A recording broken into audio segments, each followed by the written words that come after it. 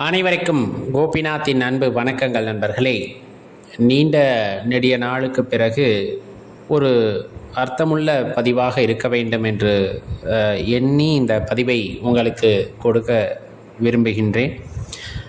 பொதுவாக ஒரு வாழ்க்கையில் மனிதன் சந்தோஷமாக இருக்க வேண்டும் அப்படின்னா வாழ்க்கையை வாழ வேண்டும். அதற்காகத்தான் இறைவன் கொடுத்திருக்கிறார். எந்த மாதிரி விஷயங்களை ஆராய்ந்து நம் வாழ வேண்டும் அப்படிங்கிறத நம்ம சிந்திக்கணும் இல்லையா? ஏன்னா நம்ம நிறைய விஷயங்களை பார்த்துருப்போம். இன்றைக்கி நிறைய காணொளிகள் பரவுவதை பார்த்துருப்போம். இந்த பிரபஞ்சத்தில் நாம் யார் அப்படின்ட்டு சில காணொளிகள் எல்லாம் இருக்கும். அதை பார்க்கும் பொழுது நமக்கு தோணும், ஆமாம் நம்ம ஒன்றும் இல்லைல்ல, ஒரு சின்ன புள்ளி கூட இல்லைல்ல அப்படிங்கிற மாதிரியான எண்ணங்கள் மனதிலே வரும். ஆனால் அடுத்த நொடி திருப்பியும் இந்த போட்டி மிகுந்த உலகத்திற்குள் நாம் சென்று விடுவதன் காரணமாக அது எல்லாம் ஒரு வினாடியில் மறந்து போய்விடும். அப்போ உண்மையிலுமே இந்த வாழ்க்கை எதற்கு அப்படின்னா சந்தோஷமாக வாழ்வதற்கு. சந்தோஷமாக வாழ்கிறதுக்கு அப்படின்னா நம்ம மட்டும் சந்தோஷமாக வாழ்கிறதுக்கு இல்லை, நம்மை சார்ந்தவர்கள், நம்மை சுற்றி இருப்பவர்கள், நம்மை நம்பி இருப்பவர்கள் அனைவரும் சந்தோஷமாக இருப்பதற்காகத்தான் இந்த வாழ்க்கை அப்படிங்கிறத எத்தனை பேர் நம்ம புரிஞ்சுக்கிட்டு இருக்கோம் அப்படிங்கிறதான் இந்த இடத்துல பெரிய கேள்வியே. அப்போ என்னதான் பண்ணணும் இந்த வாழ்க்கையை சந்தோஷமாக வாழ்கிறதுக்கு? ஒரு சின்ன பதிவு தான். எந்த ஒரு விஷயத்தை செய்யும் முன்னரும் அந்த விஷயத்தை பற்றின தேவையான புரிதல் இருக்க வேண்டும். பொதுவாக ஒரு பொருள் மேலேருந்து கீழே விழுகுது. அந்த பொருள் ஏன் விழுந்தது அப்படிங்கிற ஒரு காரணம் கண்டிப்பாக இருக்கும். ஒன்று காற்று வேகம் அடிச்சிருக்கும், இல்லை யாராச்சும் தட்டி விட்டுருப்பாங்க, வைக்கப்பட்டிருந்த அந்த பொருளோட கனம் அதிகமாக இருந்திருக்கலாம், அதனால் அதை தாங்கி பிடித்து கொண்டிருந்த பொருள் உடைந்திருக்கலாம். இது மாதிரி நிறைய விஷயங்கள் அதற்கான காரணம் இருக்கும். அப்போ எந்த ஒரு வினை நடக்கிறது என்றாலும் அந்த வினைக்கு ஒரு காரணம் அப்படிங்கிறது இருந்தே தீரும் அப்படின்னு அதில் மாற்றுக்கருத்தே இல்லை. எந்த ஒரு செயலும் காரணம் இல்லாமல் இந்த உலகத்திலே நிகழ்வது இல்லை அப்படிங்கிறத மனசு முதல்ல ஏற்றுக்கொள்ள வேண்டும். ஏன்னா இன்றைக்கி நிறைய நம்ம என்ன சொல்கிறோன்னா, நான் மட்டும் கஷ்டப்படுறேன், நல்லவனாக இருக்கிறது அவ்வளோ பெரிய தப்பா இப்படிங்கிற வார்த்தையை பயன்படுத்தாத நபர்களே இல்லை. எப்போ கஷ்டமானது வருகிறது, எப்போ சந்தோஷமானது போகிறது அப்படின்னம்னா ஒரே விஷயந்தான். சந்தோஷமாக மட்டுமே இருக்க வேண்டும் என்ற மனது துன்பத்தை கொண்டு வந்து சேர்க்கும். சந்தோஷமாக மட்டுமே இருக்கணும் அப்படின்னு நினச்சிக்கிட்டு நம்ம செய்யக்கூடிய சில வினைகள், நமக்கு எதிராக சில வினைகள் அவ்விடத்தில் இருக்கும் பொழுது அந்த சந்தோஷத்தை சீர்குலைக்கும். அப்போ அந்த மாதிரியான வினைகள் யாது அப்படின்னு பார்த்தோம்னா, பிறருக்கு துன்பம் இழைக்கக்கூடிய விதத்தில் அமைகின்ற வினை நம்முடைய சந்தோஷத்தையும் போக்கும் அப்படின்னு அதில் மாற்றுக்கருத்தே இல்லை. சிந்தித்து பாருங்கள். எப்போதெல்லாம் நாம் ஒரு துன்பத்தை அனுபவித்திருப்போம் அப்படின்னு சொன்னோம்னா, ஏதோ ஒரு காரண காரியத்திற்காக நாம் செய்த சில வினைகள் மற்றவர்களை பாதிக்கும் பொழுது அது நமக்கு பிரச்சனையாக மாறி நம் சந்தோஷத்தை சீர்குலைத்திருக்கும், நமக்கு கஷ்டத்தை உருவாக்கியிருக்கும். நம்மை பொறுத்தவரை அது சரியாகத்தான் இருந்திருக்கும், ஆனால் அது பிறரின் பார்வைக்கோ பிறரின் அனுபவத்திற்கோ அது கஷ்டத்தை உண்டாக்கக்கூடியதாக இருக்கின்ற பட்சத்தில் அவர்கள் மீண்டும் வினையாற்றும் பொழுது நமக்கு அந்த கஷ்டம் அப்படிங்கிறது வந்திருக்கும். பொதுவாக ஒரு விஷயம் தெரிஞ்சுக்கணும். எப்பவுமே அறிஞர்கள் சொல்வது எல்லாம் ஒரு விசையின் காரணமாக இணைக்கப்பட்டுள்ளன அப்படின்னு சொல்லிடுவாங்க. ஒவ்வொன்றுக்கும் ஒரு பேர் வச்சுருவாங்கன்னு வச்சுக்கோங்க. இன்றைக்கி அறிவியல் ஒரு 300 வருட காலகட்டத்தில் ஒரு பெரிய அளவிலான மாற்றத்தை ஏற்படுத்தி இருக்கிறது, மாற்று கருத்தே இல்லை. அந்த 300 வருடத்திற்கு முன்னாடி இந்த பூமி தட்டையாக இருந்ததுன்னு ஒரு சாராரும், கோள வடிவத்தில் இருக்குது, இது மாதிரி பல விஷயங்களை சொல்லி கொண்டிருந்தோம். நம்மளுடைய பார்வை அப்படிங்கிறது ரொம்ப குறுகிய பார்வையாக இருந்தது. அதன் பிறகு நிறைய கண்டுபிடிப்புகள் வந்தது, நிறைய தொலைநோக்கி கருவிகள் வந்தது. அதன் மூலமாக நம்ம பூமிக்கு அப்பால் என்னென்ன விஷயங்கள் இருக்கின்றன என்பதை ஆராய்ந்தார்கள். இன்று பார்த்தீங்கன்னா நிறைய ஒளியாண்டிற்கு அப்புறம் இருக்கக்கூடிய கிரகங்கள், பிரபஞ்சம், இந்த மாதிரி நிறைய விஷயத்தை பற்றி ஆராய்ந்து அறிந்து கொண்டிருக்கிறார்கள் அறிவியல் முன்னேற்றத்தின் காரணமாக. இப்போ பூமி ஏன் சூரியனை சுற்றி வருது அப்படின்னா ஒரு கோட்பாடு இருக்கும். அதை அறிந்து அனைவருக்கும் அறிவித்த ஒருவருடைய பெயரை அதற்கு பெயராக வைத்திருப்பார்கள். இப்போ ஈர்ப்பு விசை அப்படிங்கிறத ஒருத்தர் ஆராய்ந்து அறிந்திருக்கிறார் அப்படின்ட்டு சொல்லி அதற்கு ஒரு தலைப்பு கொடுக்கிறார்கள். இந்த மாதிரி நிறைய விஷயங்கள் நிறைய விஷயங்கள் வந்துட்டு இந்த பிரபஞ்சத்திலே ஏற்கனவே இருந்ததை தெரிந்து மற்றவர்களுக்கு சொல்லும் பொழுது அதற்கு அவர்களின் பெயர்களை வைத்து கொண்டிருக்கிறார்கள். அறிவியல் பூர்வமாக சில நிரூபணங்களை செய்திருக்கிறார்கள். அது பார்த்தோம் அப்படின்னா பாராட்டிற்குரியது தான், இல்லைன்னே சொல்ல முடியாது. ஆனால் இதையெல்லாம் தாண்டி ஒரு விஷயம் இருக்கிறது அல்லவா? இப்போ நிறைய அறிவியலாளர்கள் அல்லது அறிவியலில் திளைத்து கொண்டிருப்பவர்கள் ஆன்மீகவாதிகளை பார்த்தால் சொல்லக்கூடிய ஒரே ஒரு விஷயம், கடவுள்னா என்னன்னு சொல்லுங்க அப்படின்னு சொல்லிட்டு சில கேள்விகள் அப்படி இப்படின்னு வச்சுட்டு கடைசியாக இவர்களால் எதை உணர முடியாதோ, எதற்கெல்லாம் பதில் இல்லையோ அந்த பதில் இல்லாத விஷயத்தை கடவுள் என்று கூறிவிடுவார்கள் அப்படின்ட்டு நிறைய இடத்துல சொல்ல கேள்விப்பட்டிருக்கோம். நிறைய பேர் சொல்லியிருக்காங்க, அடியேனும் சில இடத்துல அதை கேள்விப்பட்டிருக்கின்றேன். அப்படியே வைத்துக்கொள்ளலாம். எதற்கு விடை காண முடியாதோ அதை கடவுள் என்று நீங்கள் சொல்வது போலே அடியேனும் சொல்வதாகவே வைத்துக் கொள்ளுங்கள். அடியேன் எப்பொழுதுமே ஒரு விஷயம் தெளிவாக குறிப்பிடுவது உண்டு. இந்த விசைகளை நாம் கண்டறிகின்றோம், கண்டறிந்து அதற்கு அறிவியலாளர்கள் பெயர் வைத்துக் கொள்கிறார்கள், பாராட்டுக்குரியது தான். அந்த விசைகளை நம்மால் உணர்ந்து கொள்ள முடிகிறது, அதற்கு பல கருவிகள் காரணங்கள் தேவைப்படுகிறது, அதையெல்லாம் வைத்து அறிந்து கொள்கின்றோம், பாராட்டுக்குரியது தான். அந்த விசைகளை எப்படி பயன்படுத்த வேண்டும் என்று தெரிகிறது, அதை பயன்படுத்துகின்றோம், அதுவும் பாராட்டுக்குரியது தான். ஆனால் அவ்விசைகளை ஏதோ ஒரு ஆற்றல் பிணைத்திருக்கிறது, உருவாக்கி இருக்கிறது. அதன் மூலமாக பல கிரகங்களுக்கிடையே ஒரு ஆக்கர்ஷண சக்தி, அதாவது ஈர்ப்பு சக்தியை உண்டாக்கி இருக்கிறது. அதன் பொருட்டாக ஒரு நட்சத்திரத்தை அடிப்படையாக கொண்டு பல கோள்கள் இயங்குகின்றன. இது சூரிய குடும்பம் மட்டுமல்ல, இதுபோல் பல அண்டங்கள், பேரண்டங்கள், பிரபஞ்சம், இந்த மாதிரி நிறைய விஷயங்கள் வந்துட்டு ஏதோ ஒரு ஆக்கர்ஷண சக்தியின் காரணமாக ஈழ்த்து கட்டி போடப்பட்டு இருக்கின்றன. இன்னும் சொல்லப்போனால் சமீபமாக சொன்னது, இந்த கருந்துளையின் செயல்பாடுகளின் காரணமாகத்தான் இன்னும் பிரபஞ்சம் விரிவாகி கொண்டே போகிறது அப்படின்னு சொல்லப்படுகிறது.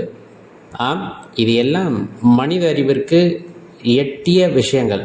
இன்னும் மனிதனின் அறிவுக்கு எட்டாத விஷயங்கள் ஏராளம் இந்த பிரபஞ்சத்திலே இருக்கக்கூடும். தெளிவாக தெரிஞ்சுக்குங்க. இதையெல்லாம் படைத்த ஒருவர் அல்லது இதையெல்லாம் சிருஷ்டித்த ஒருவர் அப்படின்னு யாராச்சும் ஒருத்தரை நம்மளால் கை காட்டிட முடியுமா அப்படின்னா கை காட்டுவாங்க. அவங்கவுங்க மத கோட்பாடின்படி இன்னார் இன்னார் என்று சொல்வார்கள். ஆனால் அதையெல்லாம் மதங்களுக்குள் வராது. தெளிவாக தெரிஞ்சுக்கணும். எந்த மதங்களும் அதற்காக உரிமை கோர முடியாது. இறைவன் ஒருவர் தான், இறைவன் ஒருவர் தான். அவருக்கு பெயரும் கிடையாது, ஊரும் கிடையாது, விலாசமும் கிடையாது, அவர் சொந்தமும் கிடையாது, பந்தமும் கிடையாது. அதே போல் பாச நேசங்கள், அந்த மாதிரி மலங்கள்னு சொல்லுவோம் இல்லையா, அது எதுவும் மற்றவர் அப்படிங்கிற ஒரு இடத்துக்கு போயிட்டோம். அப்படிங்கும்போது அது ஒரு அருட்பெரும் சக்தி, அருட்பெரும் சக்தி. அதை எத்தனை பேர் உணர்ந்து கொண்டிருக்கின்றோம் அப்படிங்கிறது தான் இங்கே இருக்கக்கூடிய பெரிய கேள்வியே. ஒரு சின்ன துகளுக்கு கூட ஈடாகாத நமக்குள் எவ்வளவு அகங்காரம் ஒதிந்து கிடைக்கிறது. அந்த அகங்காரம் இருந்தால் மனதிலே எப்படி சந்தோஷம் இருக்கும், எப்படி வாழ்க்கை அமைதியானதாக இருக்கும், எப்படி ஆனந்தமுள்ளதாக இருக்கும் அப்படிங்கிறது தான் அடியேன் கேட்கக்கூடிய ஒரு பெரிய கேள்வி. நிறைய பேர் நம்ம சேனலுக்கு வரவங்க கூட சொல்கிறாங்க, நானும் பார்த்துருக்கேன், சொல்ல வர்றத ரொம்ப சுருக்கமாக சொல்லிட்டு போங்க ஐயா, ரொம்ப நேரம் போகிற மாதிரி இருக்குது அப்படின்ட்டு. அடியேன் திருப்பி கூறிக்கொள்வது ஒன்றே ஒன்று தான். இது பக்கமாக எழுதி அதை கொடுக்க வேண்டுமென்று பேசுவது கிடையாது. அந்த 30 வினாடியாக ஒரு நிமிடத்திற்குள்ளோ இதை நம்ம சுருக்கி பேசிடணும் அப்படிங்கிற மாதிரி அடியேன் பேசுவதும் கிடையாது. அடியேன் உணர்வதை பிறர் அறிந்து கொள்வதற்கு போன்ற எளிமையான விஷயங்களின் மூலமாக விளக்குவது அப்படின்னு ஒரு விஷயத்தின் மூலமாகத்தான் அடியேன் எப்பவும் தெளிவுபடுத்த விரும்புகின்றேன். சில அடியார்கள் விருப்பப்படுவது போல ஒரு நிமிடத்திற்குள்ளோ 30 வினாடிக்குள்ளோ அடியேனுக்கு பேசி பழக்கமில்லை, அது வரவும் மாட்டேங்கிறது. அது தெளிவாக குறிப்பிட வேண்டிய அவசியமும் இவ்வளவு. ஏன்னா நிறைய பேர் இப்போ கேட்குறாங்க, இந்த நிறைய ஷார்ட்ஸு ரீல்ஸ்லாம் வருது இல்லையா, அதை பார்த்துட்டு எங்களுடைய நேரம் பொன் போன்றது அப்படின்ற. கண்டிப்பாக உங்களுடைய நேரம் வைரத்தை விட மிக உயர்ந்தது. இது ஆன்மீக தேடல் உள்ளவர்களுக்கான பதிவு. சில விஷயங்களை சில விளக்கமாகத்தான் குறிப்பிட்டாக வேண்டும் அப்படிங்கிற கட்டாயத்தில் அடியேன் சில நேரங்களில் விரிவாக பேசுவதும் உண்டு. அது ஒரு மாதிரி விஷயம் தெரிந்தவர்கள் அதை தவிர்த்து விட்டு போய்விடுவார்கள். சொன்னதைத்தான் சொல்கிறார், நான் உணர்ந்தைத்தான் சொல்கிறார் அப்படின்னு. ஆனால் ஒரு சிலருக்கு அது அவசியமாகிறது அப்படின்னா அவர்களுக்கு அது தேவைப்படுகிறதாக இருக்கிறது அப்படிங்கிறத தான் இந்த இடத்துல தாழ்மையுடன் தெரிவித்துக் கொள்ள விரும்புகின்றேன். சரி, இப்போ ரொம்ப முக்கியமாக நம்ம பார்க்க வேண்டியது அப்படின்னு சொன்னோம்னா, ஆராய்ந்து உணர்தல் அப்படின்னு சொல்லக்கூடியது. எதற்காக இதை சொல்ல வந்தோம் அப்படின்னா, இந்த பிரபஞ்சத்திலே எல்லாமே ஒன்றுக்கொன்று தொடர்புடையது, ஏதோ ஒரு காரணத்தினால் இயங்கக்கூடியது அப்படிங்கிறத நமக்கு நல்லாவே தெரியும். இன்றைக்கி நான் காலையில் எந்திரிக்கிறேன் அப்படிங்கும்போது சாதாரணமாக எந்திரிச்சிருக்க மாட்டேன். இன்றைக்கி என்னால் ஆக வேண்டிய காரியங்கள் இருந்திருக்கும். அந்த காரியத்தின் காரணமாக அந்த இறைவன் எனக்கு ஒரு புது வாழ்க்கையை கொடுத்திருக்கிறார். சில பேர் படுக்கிறாங்க, அடுத்த நாள் காலையில் எந்திரிக்கிறதில்ல. காரணம், அவர்களுக்கான வேலை எதுவும் இல்லை, முடிஞ்சு போச்சு, கிளம்பி வா அப்படின்ற அந்த உத்தரவு விடுகிறது என்றால் அவர்கள் சென்று விடுகிறார்கள். தூங்க வேண்டும் என்று கூட இல்லை, நடந்து கொண்டிருப்பவர் கீழே சாய்கின்றார், நெஞ்சை பிடித்து கொண்டு உட்காருகின்றார். அவருடைய காரணம், அவர் எதற்கு வந்தாரோ அந்த காரணம் முடிந்து விட்டது, திரும்பி வா என்ற அழைப்பு வந்தவுடன் உடனே சென்று விட வேண்டியது இருக்கிறது. ஆனால் ஒரு வினை நடக்கிறது என்றால் அவ்வினை எதற்காக நடக்கிறது, எதன் பொருட்டு நடக்கிறது, இதனால் யாருக்கு என்ன பயன் அப்படிங்கிறது எல்லாம் ஆராயக்கூடிய தன்மை ஒரு மனிதனுக்கு இருக்கிறது. அப்படின்னா அவன் நிறைய கேள்விகளை கேட்டுக்கொண்டே இருப்பான். அடுத்தடுத்து என்ன செய்ய வேண்டும் என்ற கேள்விகள் கேட்கப்படுகின்றன. அதன் வாயிலாக நிறைய விஷயங்களை அவன் உணர்ந்து கொண்டே செல்கின்றான். இதை அடிப்படையாக வைத்துக் கொள்ளுங்கள். ஒரு மனிதன் மகிழ்ச்சியாக வாழ வேண்டும் என்றால் வாழ வேண்டும். எப்படி வாழ வேண்டும்? வாழ்வதற்குத்தான் வாழ்க்கை. பிறரை துன்பப்படுத்தி வாழக்கூடாது. எந்த ஒரு செயலையும் நீங்கள் செய்ய ஆரம்பிக்கிறீர்கள் என்னும் பொழுது தெளிவாக ஒரு விஷயத்தை நாம் புரிந்து கொள்ள வேண்டும். நம்ம மற்ற விஷயத்துக்கெல்லாம் கேள்வி கேட்குறோம்ல. ஒரு பேப்பரை கொடுத்து ஒரு கையெழுத்து போடுங்க அப்படின்னு யாராச்சும் உங்களிடம் கேட்டால் உடனே கையெழுத்து போட்டு விடுவோமா அப்படின்னா கண்டிப்பாக கேட்க மாட்டோம். 1008 கேள்வி கேட்போம். அந்த கேள்வி கேட்பது தப்பா என்றால் கண்டிப்பாக கிடையாது. அது ஒரு அறிவுபூர்வமான மனிதனுக்கு ஒரு சிறந்த விஷயம். ஏன்னா நிறைய விஷயங்களை தெரிஞ்சுக்கணும். சும்மா நீட்ட இடத்துல கையெழுத்து போடக்கூடாது. அப்போ பல கேள்விகளை கேட்டுட்டு தான் அது சமாதானமானால் தான் நம்ம கையெழுத்தே போடுவோம். அதே போல தான் ஒரு வினை ஆற்றுகிறீர்கள் அப்படிங்கும் போது அந்த வினைக்கு முன்னால் பல கேள்விகளை கேளுங்கள். இந்த வினை எல்லோருக்கும் நன்மை பயக்கக்கூடியதா, யாருக்கு தீமை பயக்கக்கூடியது? இந்த தீமை பயக்கும் என்றால் அது அவசியமா? அது எத்தனை பேரை பாதிக்கக்கூடியது, எத்தனை பேருக்கு அதை பலன் தரக்கூடியது? ஏன்னா இது நான் ஒவ்வொரு இடத்துலையும் கேளுங்கன்னு கூட சொல்லலை. ஒரு முக்கியமான முடிவெடுக்க போகிறீங்க அப்படிங்கும் போது அந்த முக்கியமான முடிவிற்கு முன்னால் இத்தனை கேள்விகளும் கேட்பது ஒன்றும் தவறில்லை. ஏன்னா நாம் எடுக்கக்கூடிய முடிவினால் பலர் சந்தோஷமாக இருப்பது அப்படிங்கிறது வேறு, சிலர் துக்கமாகி விடக்கூடாது அப்படிங்கிறது வேறு. அதிலையும் இந்த ஆகின்றார்கள் அப்படின்னா அவர்கள் நல்லவர்களாக இருக்கும் பட்சத்தில் கண்டிப்பாக நாம் செய்த வினை தவறானதாக போய்விடுகிறது. அதுக்காக செயலாற்றாதீர்கள் அப்படின்னு சொல்ல வரல. எந்த இடத்திலையும் பிறருக்கு பாதிப்பை உண்டாக்கக்கூடிய சில வினைகளை சில இடங்களில் தவிர்த்து கொண்டு செல்லுதல் அப்படிங்கிறது வாழ்க்கையை வாழ்வதற்கு ஈடானது. நம்மளுக்கே தெரியும் இல்லையா? அதாவது ஒரு வினை இது ஒரு நல்லோரை பாதிக்கப் போகிறது அப்படின்னு நம்மளுக்கு தெரிஞ்ச அவ்வினை தேவையா அப்படிங்கிற அந்த கேள்வியை மட்டும் மனதில் எழுப்பிக் கொள்ளுங்கள். ஒருத்தர் இது பெருசாக காயப்படுத்த போகிறது அப்படின்னா அந்த காயப்படுத்தக்கூடிய வினையை நாம் மாற்ற வேண்டுமா இந்த பிரபஞ்சத்திலே அப்படிங்கிற கேள்வி கேட்டீங்க. ஏன்னா அவங்களுக்கு முன்னாடி போய் நான் பெரியவன் அப்படின்னு நிரூபித்த ஒன்றும் ஆக போகிறதில்லை. ஏன்னா திருப்பியும் அடியேன் சொல்வது, இந்த பிரபஞ்சத்திலே நம்ம ஒரு மண் துகளுக்கு கூட ஈடு இல்லாமல் இருக்கும் பொழுது நான் பெரியவன் என்று இன்னாருக்கு நிரூபித்து என்ன ஆக போகிறது? நான் அந்த மண் துகளிலிருந்து ஒரு மலை போல உருவாக போகிறேனா அப்படின்னா கிடையாது. நம்ம உத்து பார்த்தா கூட இந்த பிரபஞ்சத்திலிருந்து ஒரு புள்ளியாக கூட நம்ம தெரிய மாட்டோம். அப்படிங்கும் போது பிறரை கஷ்டப்படுத்தி பிறரை துன்பப்படுத்தி வாழ வேண்டும் என்ற எண்ணத்தை நாம் தவிர்த்து கொள்ளும் பொழுது கண்டிப்பாக அந்த வினையானது ரொம்பவே சிறப்பானதாக இருக்கும். அந்த வாழ்க்கையானது நமக்கு மிகவும் பயனை கொடுக்கக்கூடிய வகையில், பயன் அப்படின்னா சந்தோஷத்தை கொடுக்கக்கூடிய வகையிலே இருக்கும் அப்படின்னா அதில் நாம் சந்தேகம் கொள்ள தேவையில்லை. அப்போ செயலாற்றும் பொழுது யோசித்து பிறகு செயலாற்ற வேண்டும். மனிதனுக்கு இறைவன் யோசிக்கக்கூடிய சக்தியை கொடுத்திருக்கின்றார். முதல் மனிதன் எவ்வாறு இருந்தான் என்பது பெரிய கேள்வி.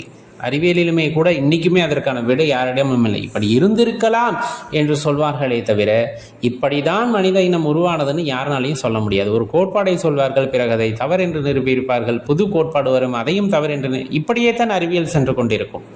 ஆனால் விடை காண முடியாத ரகசியங்கள் அவையெல்லாம். பல மில்லியன் ஆண்டுகளுக்கு முன்னால் மனிதன் தோன்றியிருக்கின்றார் அப்படிங்கும் பொழுது அந்த மனிதனுக்குள் சிந்திக்கக்கூடிய ஆற்றல் இருந்ததா அப்படின்னா அந்த காலத்திற்கு ஏற்றாற் போல சிந்திக்கக்கூடிய ஆற்றல் இருந்திருக்கும். காலப்போக்கிலே ஒரு மனிதன் ஒரு வளர்ச்சி அடைகின்றான், தனது பரிணாமத்திலே ஒரு வளர்ச்சி அடைகின்றான். அப்படிங்கும் போது ஒவ்வொரு காலகட்டத்திற்கும் ஏற்றவாறு அவரது எண்ணங்கள் மாறிக்கொண்டே இருந்தன. அவனின் அறிவு வளர்ச்சி அப்படிங்கிறது மாறிக்கொண்டே இருந்தது. இன்றைய காலகட்டங்களிலே அது அறிவியலை சார்ந்து செல்கிறது, நல்ல விஷயம்தான். ஆனால் அது மனித குலத்திற்கு எவ்வளவு பாதிப்பை உண்டாக்கக்கூடியதாகவும் இருக்கிறது அப்படிங்கிறது யோசிச்சு பார்க்கணும் இல்லையா? சரிதானுங்களே, நல்ல விஷயங்கள் தான். ஆனால் என்ன இருந்தாலும் சில விஷயங்கள் மனித குலத்திற்கே ஆபத்தை உண்டாக்கக்கூடியதாகவும் அந்த அறிவியல் கொண்டு வந்து நிறுத்துகிறது. அப்படிங்கும் போது அதுவும் பெரிய கேள்விக்குறியான ஒரு விஷயம் தானே. ஆராய்ந்து அறிய வேண்டும் அல்லவா? ஒரு தனிப்பட்ட ஒருவனின் விருப்பத்திற்காக, ஒரு தனிப்பட்ட ஒருவனின் சந்தோஷத்திற்காக, அவனுடைய இச்சைக்காக இன்னும் பல விஷயங்களை சொல்லிக்கொண்டே போகலாம். கர்வத்திற்காக, ஆணவத்திற்காக அந்த நாட்டு மக்களுக்கே உடன்பாடு இருக்காது. ஆனாலும் தனது கொள்கை பின்வாங்காமல் இருந்து இன்னொரு நாட்டு மக்களை அழிப்பதோ அல்லது தன்னுடைய பெயரை நிலைநாட்ட வேண்டும் என்று பிறருடன் சண்டைக்கு செல்வதோ எல்லாம் உத்தமமானதா? அறிவியலின் வளர்ச்சி என்ற பெயரால் தவறுதானே? இதெல்லாம் தவிர்த்து அந்த மனிதம் அப்படிங்கிற விஷயம் ஒரு மனிதனும் மனதுக்குள் உதிக்கும் பொழுதுதான் அந்த மனிதம் அப்படிங்கிறது சந்தோஷத்தை உண்டாக்கும். பிற மனிதர்கள் மீது ஒரு அன்பை கொடுக்கின்ற வகையிலே அது அமையும். அப்படின்னா அது மாற்றுக்கருத்தே இல்லை. அப்போ மனிதனின் வாழ்க்கை எப்பொழுது ஆனந்தமாகிறது? மனிதனின் வாழ்க்கை வாழும் பொழுது அழகாகிறது. பிறரை மகிழ்ச்சியாக வைத்திருக்க வேண்டும் என்று கூட அவசியமில்லை. தன்னைத்தானே மகிழ்ச்சியாக வைத்துக் கொள்ளும் பொழுது, தனது வினைகள் பிறர் யாரையும் பாதிக்காத வகையில் இருக்கும் பொழுது அந்த மனிதம் மலர ஆரம்பிக்கின்றது. ஒவ்வொருவரும் பிறர் மனம் புண்படும்படி இல்லாமல் சந்தோஷமாக இருக்கும்படி ஆற்றுகின்ற சில வினைகள் வாழ்க்கையிலே ஒரு பெரிய மாற்றத்தை நமக்குள் உண்டாக்கும். மீண்டும் யோசித்து பாருங்கள், இந்த பிரபஞ்சம் எவ்வளவு பெரியது, அதிலே நாம் எந்த ஒரு இடத்தில் இருக்கின்றோம், நம்முடைய வினைகள், நாம் ஆற்றுகின்ற வினைகள் எத்தகையது, இந்த வினைகளின் காரணமாக இந்த பிரபஞ்சத்தை மீறி நம்மால் வெளிப்பட முடியுமா? முடியாது என்றால் நாம் ஏன் இந்த வினையை செய்ய வேண்டும்?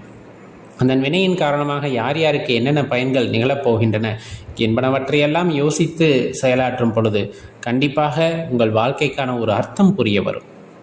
உங்களை பற்றிய சிந்தனை உங்களுக்குள் மேலெழும்பும். அந்த சிந்தனையின் காரணமாக நாம் யார் என்பதை உணர்ந்து கொள்ள முற்படும் பொழுது மனதில் மிஞ்சியிருப்பது குழப்பம் மட்டுமே. அந்த குழப்பத்திற்கு வழிகாண முற்படும் பொழுது கண்டிப்பாக தன்னை அறிதல் அப்படிங்கிறதுல ஒரு குறிப்பிட்ட தொலைவை நாம் தாண்டி போடும் பொழுது ஒரு பெரிய தடைக்கல் அங்கே வந்து நிற்கும். அப்படி ஒரு பெரிய தடையாக இருக்கும், அதை தாண்டி போகவே முடியாதுங்கிற மாதிரி எண்ணம் இருக்கும். ஆனாலும் திருவருள் காரணமாக அதையும் நம்மால் தாண்டி செல்ல முடியும் என்கின்ற நம்பிக்கையிலே ஆன்மீக வழியிலே நாம் செல்லும் பொழுது பிறருக்கு துன்பம் விளைவிக்கக்கூடாது. அடியேன் மீண்டும் சொல்லிக்கொள்வது, ஆன்மீகவாதிகள் என்றால் எல்லாத்தையும் ஒரு இடத்துல நிறுத்திடக்கூடாது.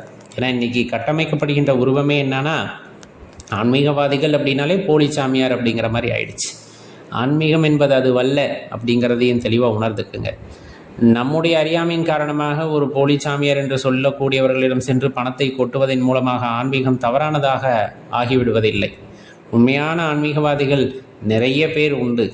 மனிதனை மனிதனாக வாழ வைப்பதற்கான அற்புதங்கள் அவர்களிடம் இருக்கின்றன, நல்ல சிந்தனைகள் அவர்களிடம் இருக்கின்றன. நாம் யாரும் அவர்களை தேடி செல்வது இல்லை.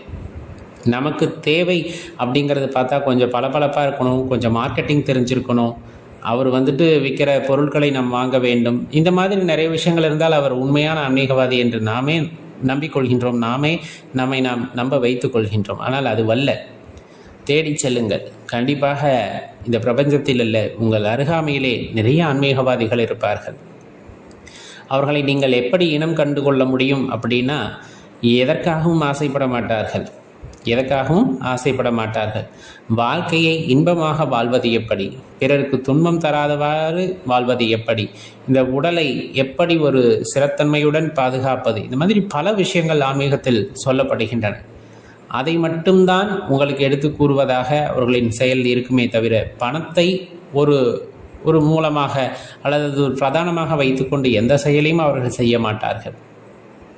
உங்களுடைய பணத்தை எதிர்பார்ப்பவர்களாகவும் அவர்கள் இருக்க மாட்டார்கள். குரு தட்சணைன்னு எப்பவுமே உண்டு.